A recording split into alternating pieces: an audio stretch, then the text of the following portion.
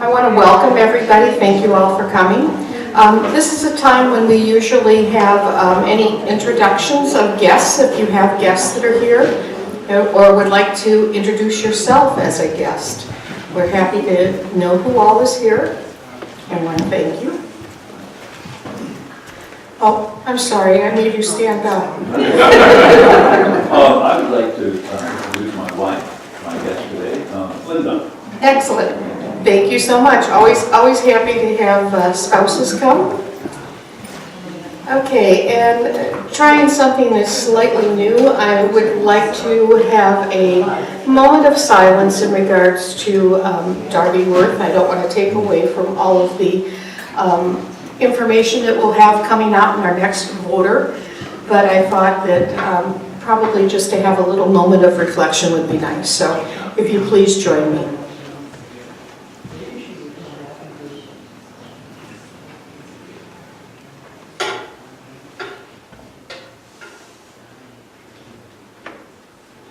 Okay, I think she'll appreciate that. Now is the time for announcements. Because we'll have answers.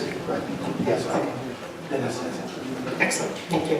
Okay, so now is the time for announcements. Dennis? You want to do George first? Okay, George? So I just want to say the National Resources Committee meeting is tomorrow, and on the agenda is fora and its continuation. Good to know. Time, location, you want to give us? Or is that the Mariposa? Mariposa Hall? 12 noon tomorrow. Important information. Dennis? Okay, this is Carol Erickson's remark, but a moment of silence for Darby. That's like the incredible irony there.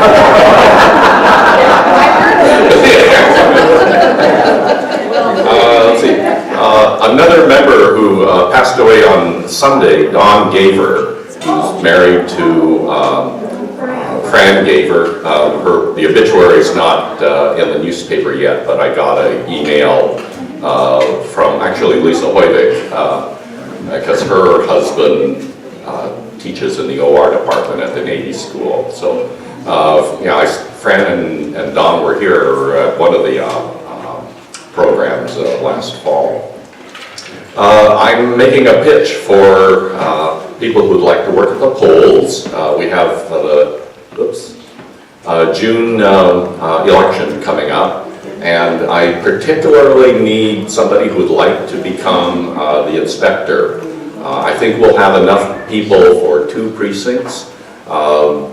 People who've done it in the past, Bob Evans, Marilyn Maxner, Candy McCarthy, are either out of town or out of commission, so we need somebody. The main thing is that you've got to be there for about 16 hours, but in terms of all the technical stuff, the 2 precincts are co-located, so I'll be there, and if anybody has any worries about handling different situations, we can manage. Plus, you'll be working with league members, the majority of them who have done this before, so it just all kind of rolls along.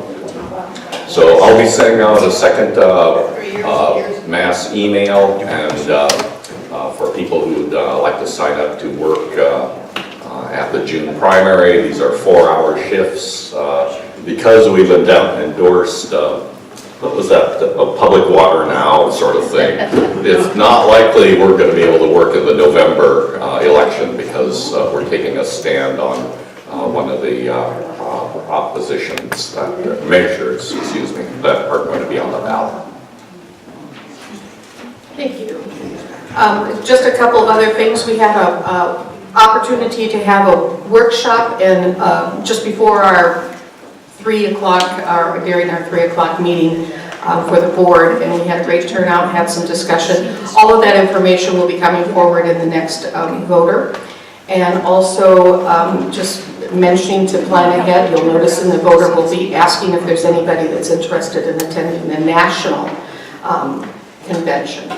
So those are just a few of the items that are up. Always refer to your voter. It's got lots and lots of good information in it. So with that, I'd like to turn the program over to our program liaison, Kayla, and your guest, if you would make introductions. Oh, and also, due to our suggestion, we have cards on the tables. So if you write out your questions, I will collect the cards, and then we'll have them read to the speaker, and he can answer your questions for you. Thank you so much. And just, Judy, to make it clear, Jim has how much time? 45 minutes, they'll give us 15 for... And then 15 for Q&A. Thank you. Thanks, everybody, for coming.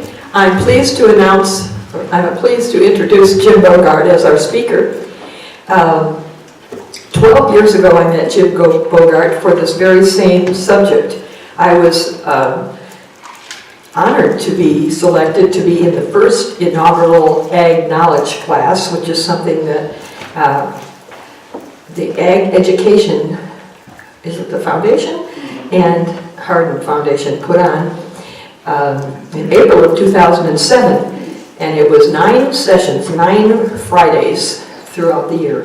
And Jim Bogart was a speaker, and he spoke about ag and immigration. So when it came up that the league wanted to have a program about that, I said, I know right the man. And here he is with us today. Jim, as you read in your voter, is an attorney. He's the counsel for Growers and Shippers Association based in Salinas. He's been with them for 20 years. Is that right? Double that. He's a native Californian. He has 4 Jim Bogarts in his heritage. Father, grandfather, great-great-grandfather, who are all dentists. So he can talk to farmers a lot about teeth, I suppose, and cow's teeth and pig's teeth, I don't know. But you'll really, I know you'll learn a lot from him today. Please welcome Jim Bogart.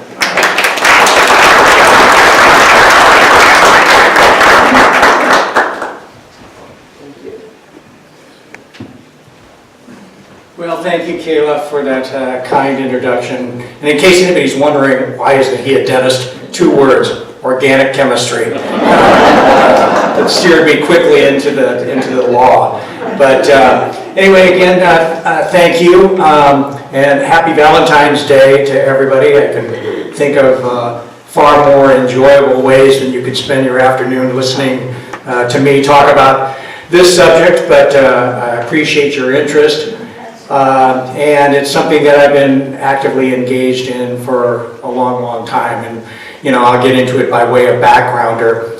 But it's, as you know, it's a very timely discussion. It's a very important discussion. I mean, Congress has started the debate today. I mean, as we sit here and as we speak.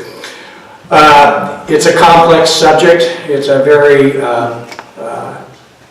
emotional subject, it's a very passionate subject, it's a very political subject.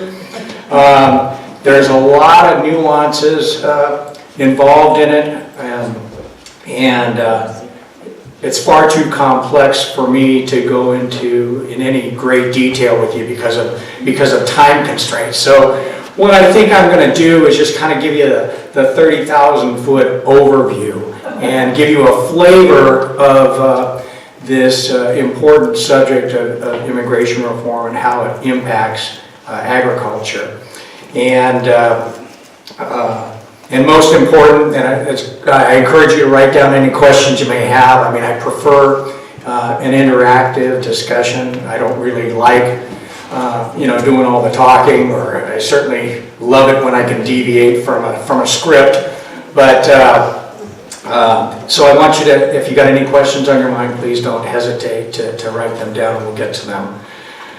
So I guess by way of setting the table, I think most of you out there know that the last major piece of legislation passed by Congress and signed into law was the Immigration Reform and Control Act of 1986. Ronald Reagan was president. And I'll tell you, I was around for that. I was engaged in that effort. And really 10 years into IRCA, Immigration Reform and Control Act, we in agriculture realized we had a problem, that there were some unanticipated difficulties that we in agriculture were encountering, specifically regard to the agricultural workforce. Under IRCA, they had two classifications: seasonal agricultural workers and replenishment agricultural workers. And whatever definition we applied, we realized we don't have enough of them. We don't have enough of either one of them. And so we, in the industry, and myself in particular, I mean, to show you how old I am and how long I've been working, I remember talking about this stuff with Congressman Leon Panetta. That's okay, so it goes back a way. But nothing was done. We continued to encounter problems, specifically with regard to, we started seeing shortages over labor. This is not something that happened overnight or just in the last year or with the election of the current president. I mean, this is something that we've been dealing with for a long, long time. And about, I guess, maybe 10 years or so ago, we really started making an effort, and there appeared to be an interest in Congress of doing something about the immigration problem.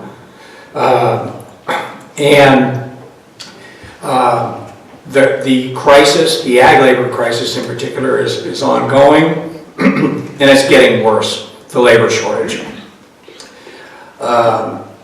And you know, it's interesting because in fact, I think I was telling Kayla, the last time I was here at this location, it was about 3 months ago when I was asked by the American Association of University Women to talk about immigration reform and the ag labor shortage.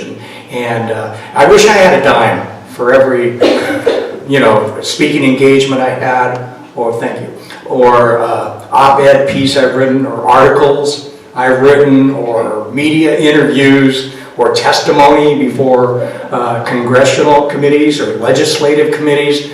It is a subject that I've been asked to speak about a lot. And as an aside, this is kind of interesting because every year the Grower Shipper Association surveys its members as to what are the most important issues to you. And number one for the last several years has been, you know, the labor shortage and immigration reform. And a lot of issues associated with labor that we can get into later on if we have enough time. But it's interesting, I've got a colleague that I work closely with in the office, Abby Taylor Silva, who maybe some of you know. And Abby works her tail off on water issues and food safety issues, but every year, you know, it's labor number one. Well, that's my area of quote unquote expertise. So I said to Abby one day, gee, I hope you don't feel shortchanged or anything, then, you know, it's always labor number one. It's not self-preservation or anything. She says, oh no, Jim, you know, it says, actually, I feel good about it because it makes me feel like I'm solving the problems that I'm working on. And I said, I never really thought about that before, quite that way, but you know, you're right. And then it's interesting because I've heard other speakers talk back in DC or other locations, and we've been working on this issue for so long, and we haven't made any headway. That it's like, oh my God, what do we have to show for our efforts? But let's talk a few about some numbers first of all. I mean, this is a major issue, particularly with respect to agriculture. But you've heard the numbers, and I don't even know if these are real, but supposedly there's 12 million undocumented people in the United States. We figure 10% of those are in agriculture, so you know that's give or take 1.2 million people nationally. Probably 50% of those. And if these, you know, I just said these are numbers that we're hearing. It's all anecdotal, but 50% of those 1.2 are probably here in California. So we're probably talking about 500,000 workers, and that are falsely documented. And let me tell you this, is that agriculture has been very upfront about this, is that, we understand that probably up to 75% of our workforce may be falsely documented, but we want access to a legal and stable workforce. We want our workers to be here legally, we want them to be here in sufficient numbers, we want them to be able to work, openly and come out of the shadows. And so we've made no pretense about it. We want to be part of the solution. We don't want to be part of the problem. But a few more things that you should consider. The ag worker population, like all of us, is aging, okay? They're getting older, okay? And they're not replenishing themselves in the numbers that they're retiring. So the pool is shrinking. Let's see, the number of full-time field and crop workers in the United States fell by at least 146,000 or more than 20% between 2002 and 2014.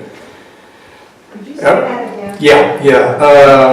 The number of field and crop workers in the United States fell by at least 146,000 or more than 20% between 2002 and 2014. A report from the Pew Research Center found that 140,000 more Mexicans left the United States than came into the United States between 2009 and 2014.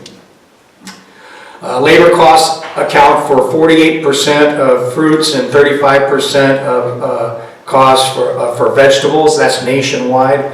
The percentage is higher. The labor costs are higher here in California, but that's a national figure.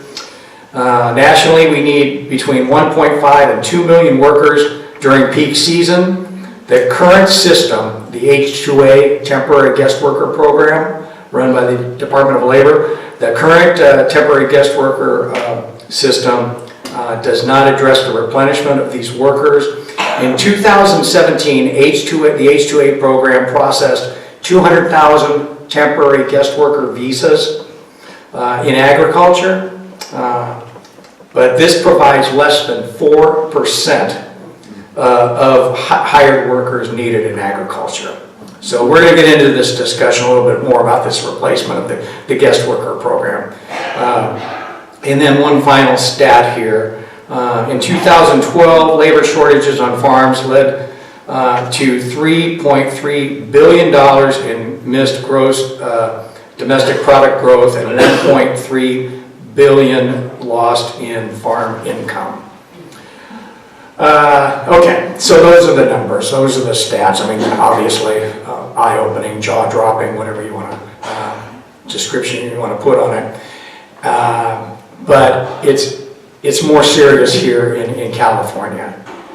Primarily, and especially here on the Central Coast, because of our crop mix, the crops we grow here and harvest here, pack here, are very labor intensive. Varied strawberries, lettuces, leafy greens, artichokes, cauliflower, vegetables, that kind of stuff, you just can't replace easily by mechanization. It's spurred innovation, technology, mechanization. We can talk about that later on.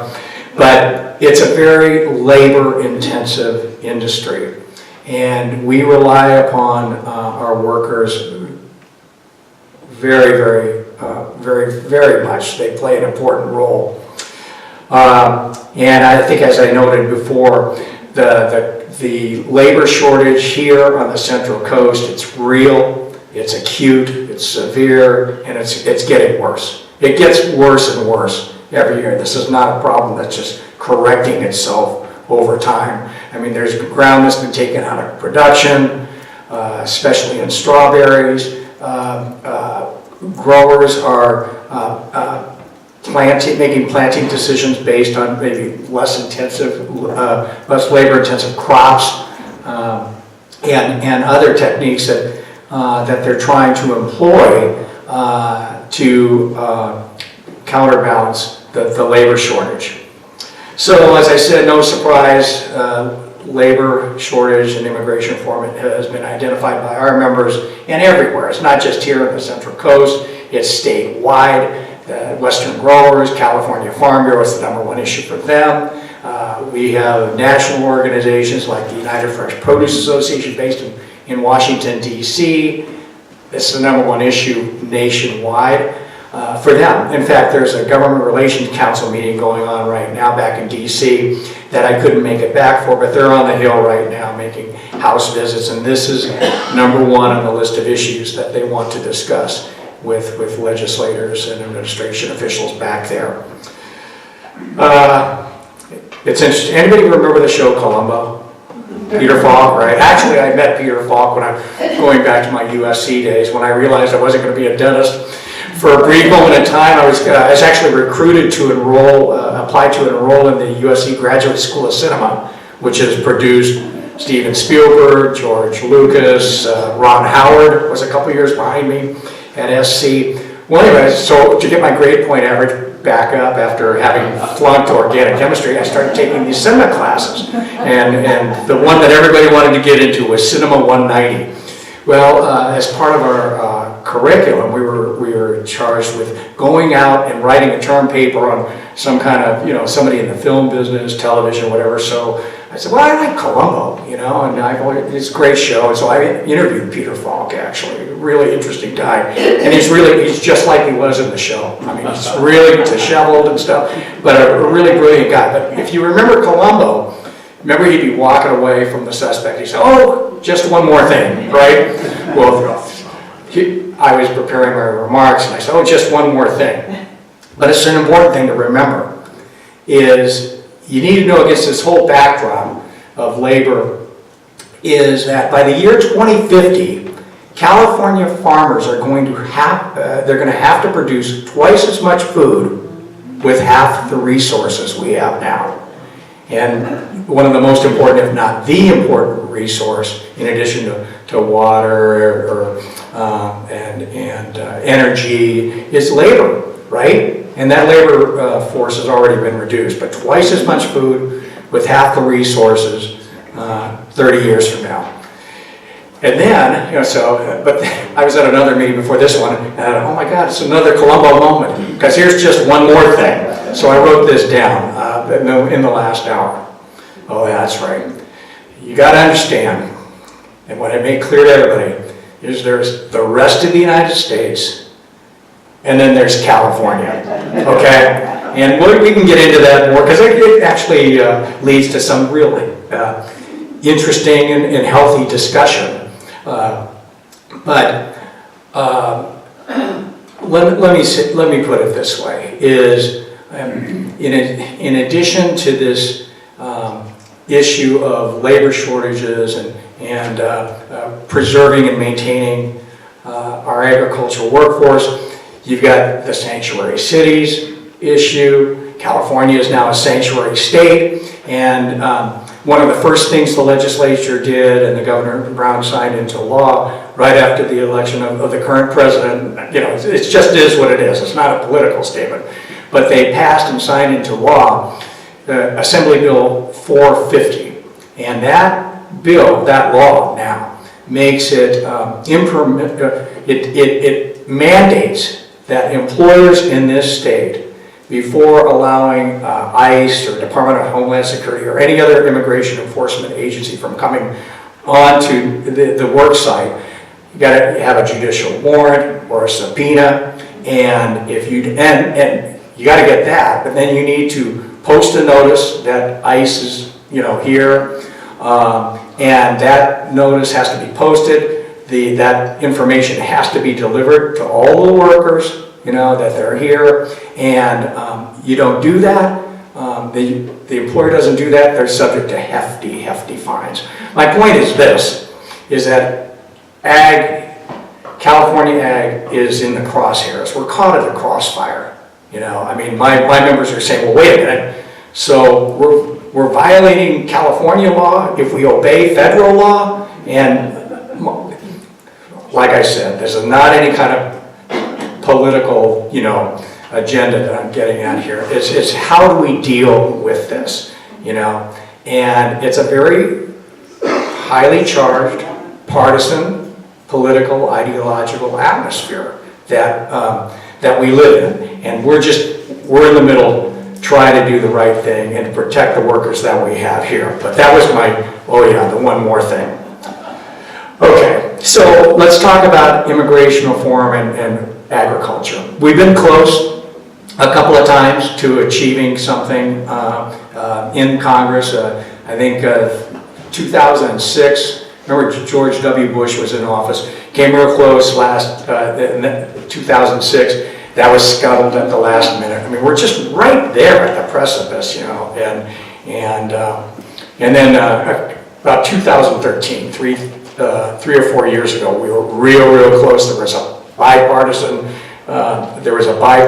bill in Congress that had the support. The president was ready to sign it at the last minute. Partisanship kind of got a hold of things, and it went sideways on us. So here we are. And comprehensive immigration reform, it's got a lot of moving parts, and I'll mention a few here. One is the system itself. Numbers. How many people do we let in? What are the policies, procedures for letting them in?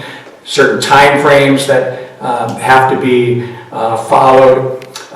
So it's the system itself. How do we allow immigrants to come into this country and stay in this country in an orderly, legal process? So that's more procedural type of stuff. And then, of course, you've got the enforcement, right? The enforcement wing. Border security, the wall, electronic verification, E-Verify. Most of you heard about that, where, person presents, some states have already got this going. We've kind of pushed it off in the ag sector successfully, but some states have mandated for an employer before they can hire anybody is they check that social security number, they contact Department of Homeland Security, they cross-check that number, and if the red light goes on, said that number's invalid, you can't hire that person, okay? Well, there's been a movement by some in Congress that, it's all about enforcement, okay? And employer sanctions, okay?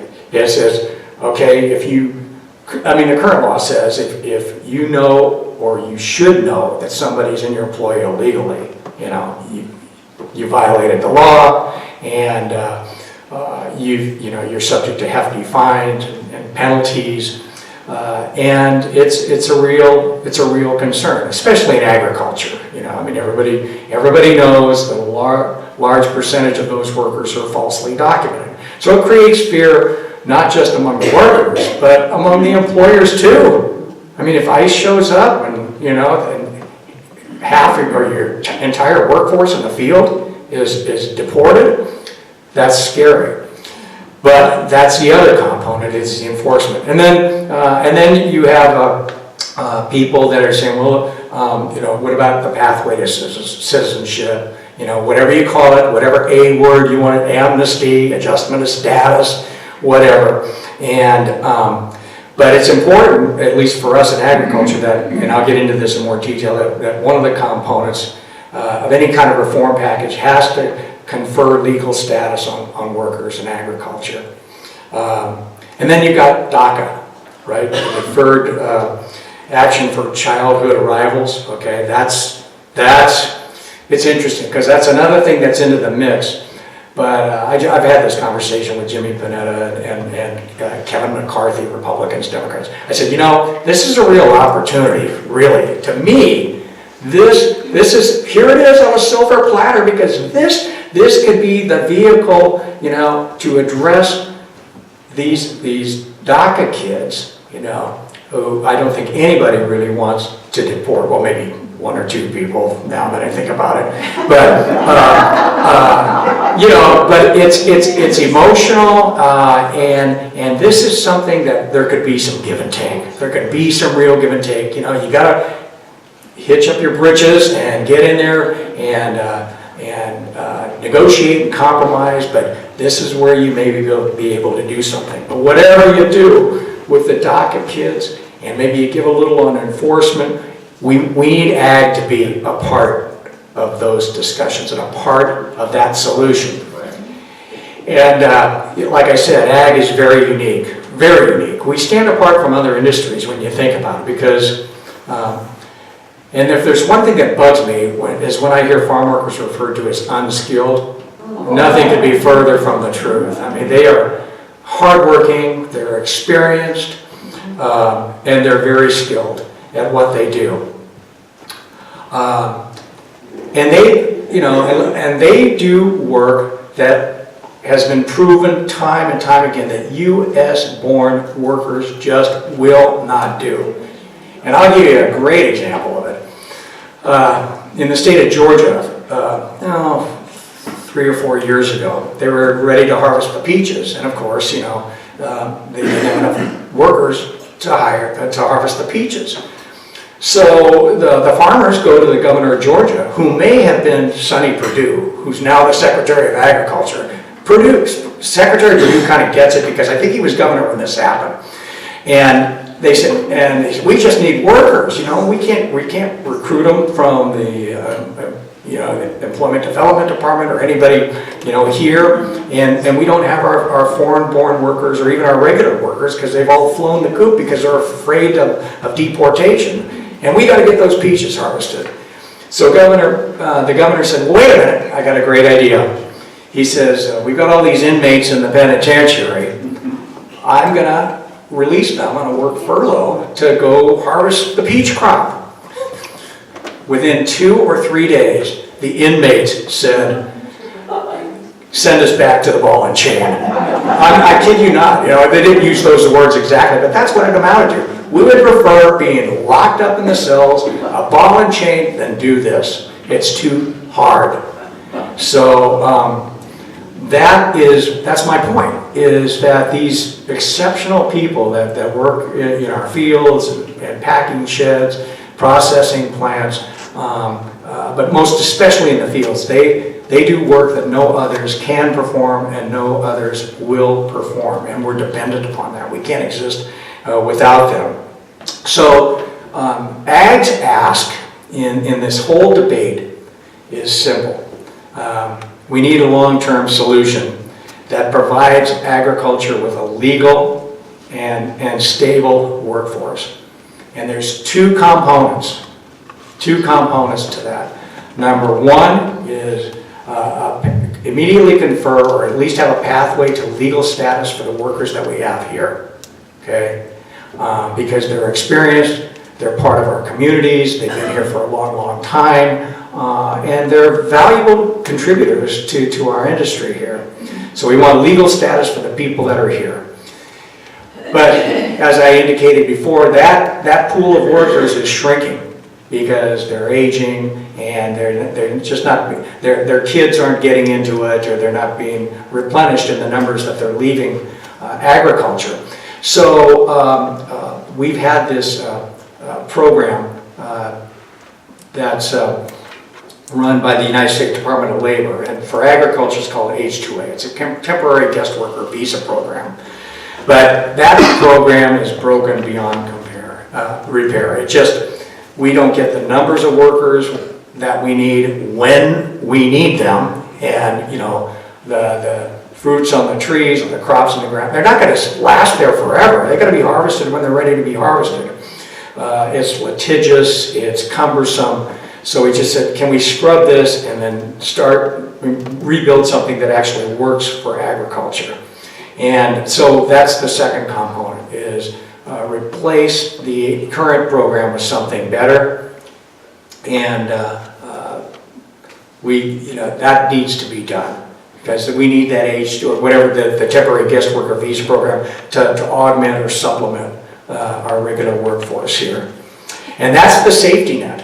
That is the safety net that we in agriculture have to have.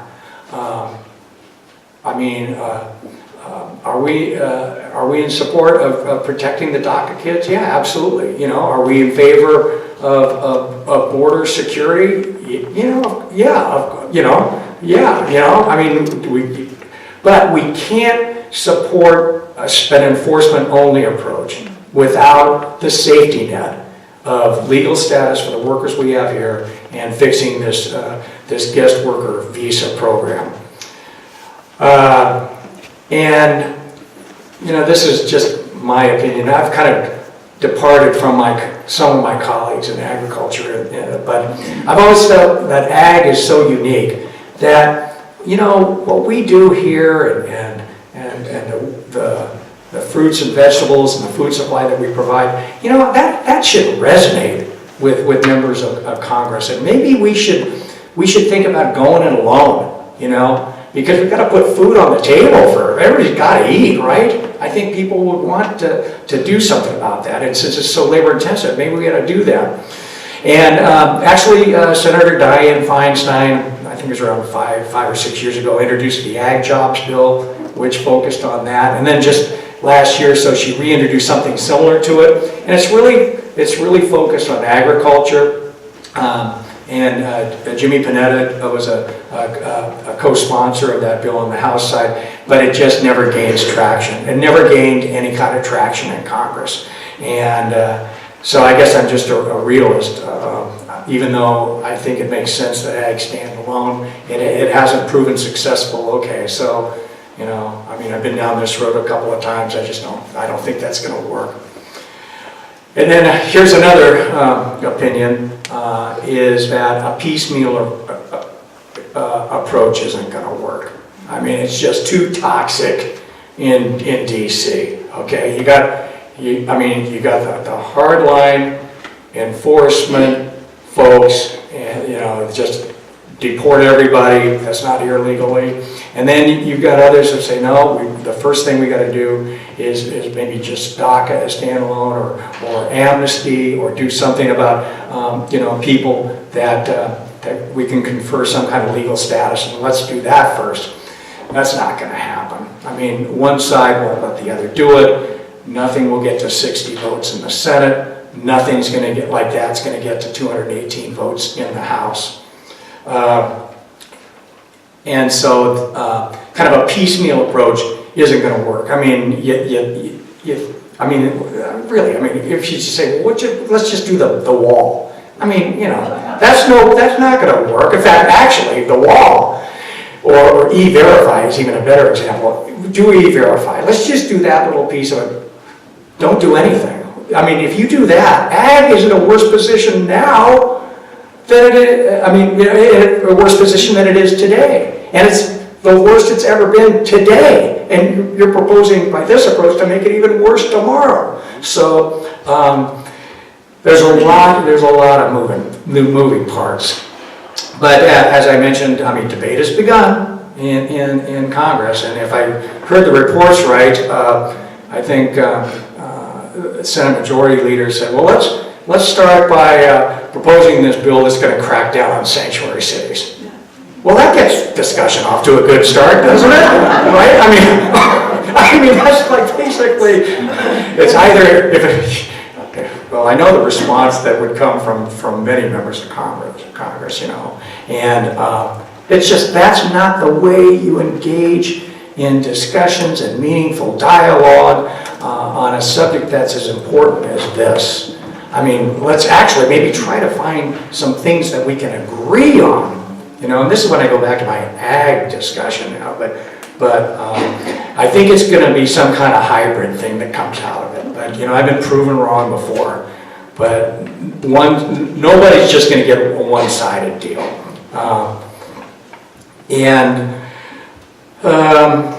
You've got a lot of things on the table right now. You've got President Trump's 4 pillars, right? Which is let's confirm, legalization and path to citizenship for all the DACA kids, 1.8 million of them. But to that, you got the wall, and then limits on family-based immigration, which, he refers to as chain migration, which pisses off a lot of people just using that term. But, it's just like, can't we just talk in terms that don't incite and inflame people, and that's on both sides. And then the fourth pillar is replace the diversity visa letters with a merit-based system. But so you got President Trump's deal in there, and then House Judiciary Committee Chair Bob Goodlatte out of Virginia. He has a bill that's there's two bills really, but his ag guest worker bill is part of this. I forget what he's titled his bill, but in a nutshell, his bill addresses all of these things. The problem is, and this is just very brief in generalization, it's light, very light on the DACA stuff, and it's heavy, extra heavy on the enforcement stuff. And so that's not going to fly.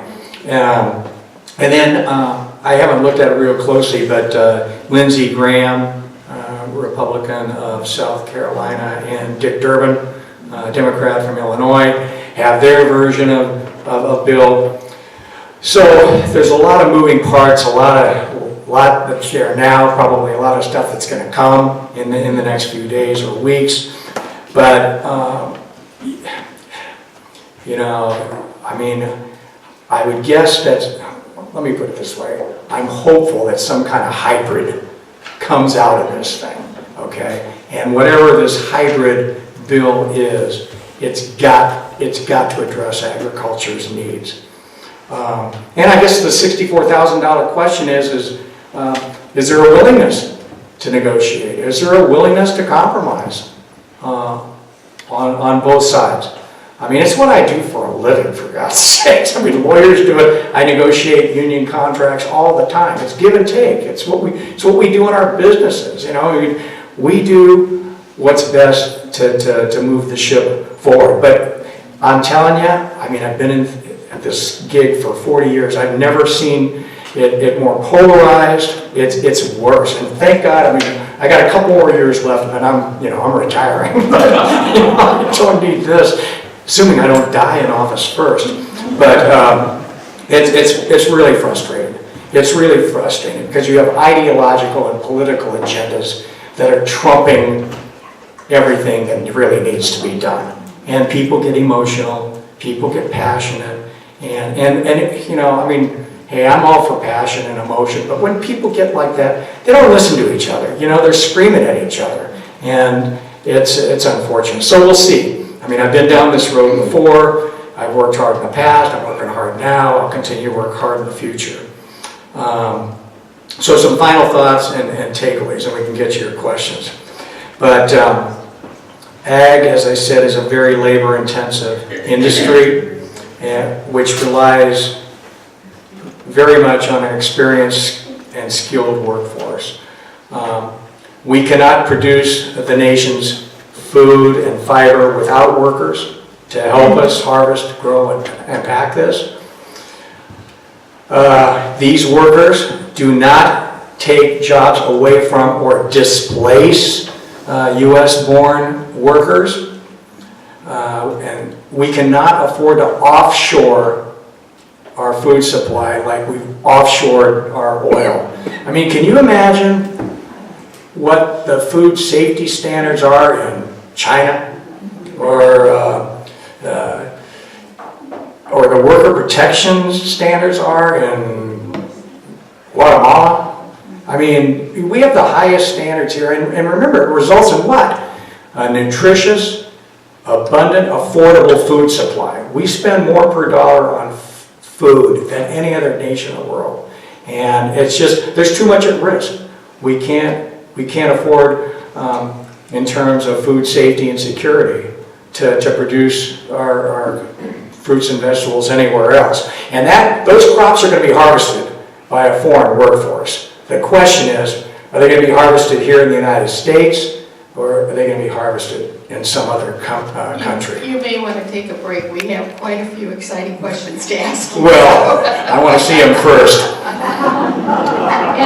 And Janet brought it to my attention that as legal women voters, we have a position on immigration, which I will read. Immigration policies should promote reunification of immediate families, meet economic, business, and employment needs, and be responsive to those facing political persecution or humanitarian crisis.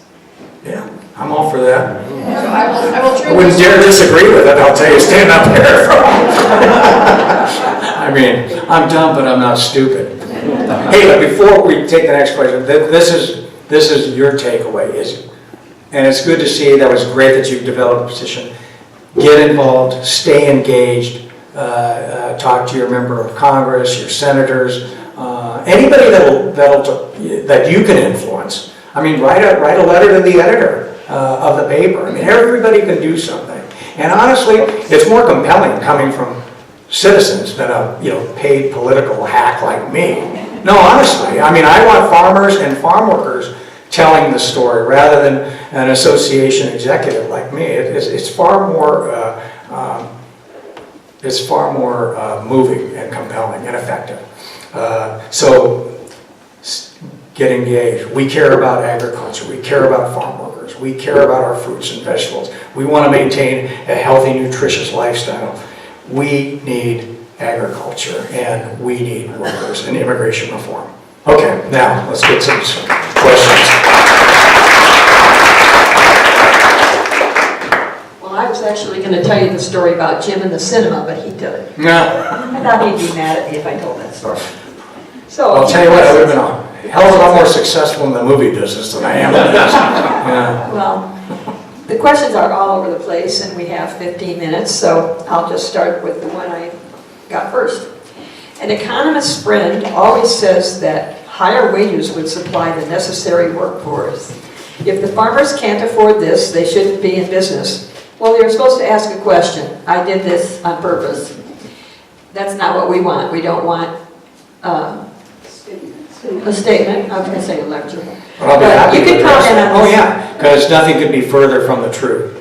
Higher wages, wages have risen rapidly over the last 5 years, and California has the highest ag wages in the nation, and the Central Coast of California has the highest wages in California, and it's not minimum wage. I mean, which just went up to $11 an hour. I mean, if you have H-2A workers, you have to pay what's known as the adverse effect wage rate for entry-level positions. That's like $13.50 an hour right now. Here on the Central Coast, even those that don't employ, the average kind of base wage is $15 an hour, say for weeding crews, harvesting crews. You make $25, $30 an hour, and those wages have gone up because the number of workers available has declined, so growers are bidding against each other. So wages are going up and up and up and up.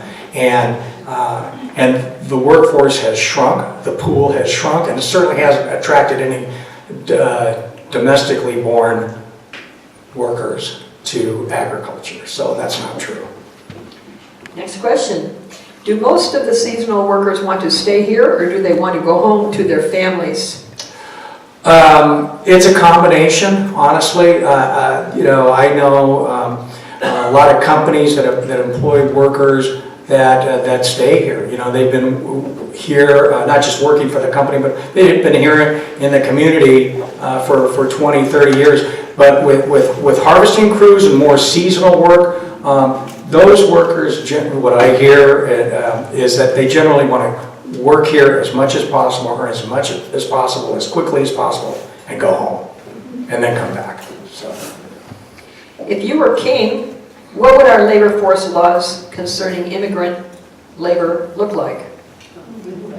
what's that? What you've told us already. Well, you lost me when I were king. You were king. Yeah. Well, you are king. I'm going to go to the I other don't side. understand the question. What do you suggest to protect ag land, urban sprawl, and city land grab? If you were king. Well, You king. yeah, there you go. Not quite sure how this relates to the topic of the day, but I'll take a stab at it. Keep agriculture vital. You know, keep it so that the best use of the land is agricultural production on that land. I mean, That's what sustainability means. It's people, produce, planet, okay? It's about people, and people, profits, planet, actually. It's not people, produce, planet. So I might throw that fourth B in there. But you got to be profitable. You got to stay in business. And if ag continues to be a viable industry and it's possible for growers, shippers, packers to make a living and employ farm workers and make a decent living in doing that, that's what's gonna keep ag viable and keep it from being paved over or urbanized. Trump constantly defames immigrants. He's trying to slash even skilled immigration significantly. Has the ag business brought in any specific bills, legislation that we can, as citizens, could support? Yeah, no, we have, and we've presented those to Chairman Goodlatte and the House Committee, Jimmy Panetta. All of ag's concerns have been expressed numerous times over years and years and years. And as I indicated before, it's a pretty simple fix, right? I mean, confer legal status on the workers we have here and give us access to a viable guest worker program that allows us to supplement our domestic workforce with agricultural employees from foreign countries in the sufficient numbers and at the time that we need them. But yeah, I mean, I don't like it does not help matters when anyone kind of inflames the situation with rhetoric, inflammatory remarks, and that doesn't help things. But that doesn't stop agriculture from fighting the good fight. We've met with administration officials, and and there are people within the administration that understand it. They get it. It's just, can they get through to the boss? But the president can't do this alone. The president has to wait for Congress to pass some kind of legislation for him to sign. So it's up to Congress to get it. But that said, it doesn't help with you get to this inflammatory language because it just pisses people off. And they say, well, the hell with him, I'm not going to do anything that he wants, right? And so it doesn't put people in a position where they want to work together and compromise or negotiate or whatever you want to call it. So yeah, it's unfortunate. Are you in favor of the wall? Well, as long as we haven't really taken a position on the wall specifically in agriculture. This is what we do. Maybe because we're cowards, I don't know.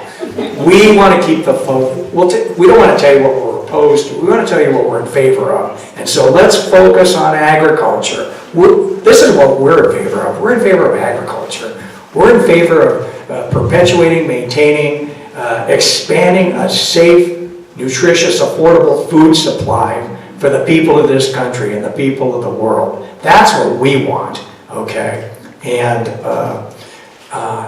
but honestly, no. If we need legal immigration reform, legal remedies, okay? How do other countries handle these problems? For instance, Australia, Europe, etc. I don't know. I probably should check that out. Yeah. Locally, Monterey, Santa Cruz, San Benito counties, is there a well-organized coalition of growers currently lobbying in Washington, D.C.? If so, please describe the organization. Yeah. I think you have. I think I touched upon that. Are we organized? We're very organized. The question is, have we been effective? And I would probably have to say, to date, no. We haven't been successful, but we are organized. Well, and I think it said in our voter that you represent the Central Coast, Salinas, Monterey County, Santa Cruz County, San Benito County, the Grower Shipper Association. Yeah, but I'll tell you what we have done on the Grower Shipper Association end is that I've got a very effective partnership and alliance with organized labor on this, worker advocacy groups, church groups, and other organizations that, many times we don't see eye to eye on. But when it comes to agriculture and jobs and protecting people that are making a valuable contribution to the industry and to the community,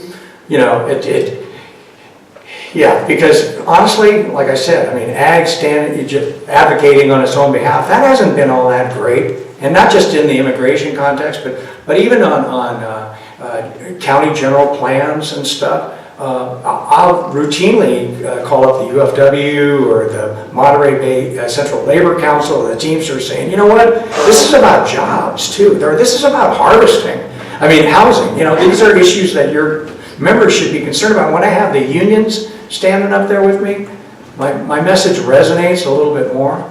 But a lot of my colleagues say he's consorting with the enemy, What, Bridge on the River Kwai, remember Alec Guinness, he's building a bridge and he's tied in with the Japanese commandant, and the guy's looking at him through the binoculars, and you go, oh my God, he's leading them right to it, our own man! I get that sometimes. What are you sitting down with the UFW for, or community advocacy groups? Because, this is stuff we can all agree upon, so.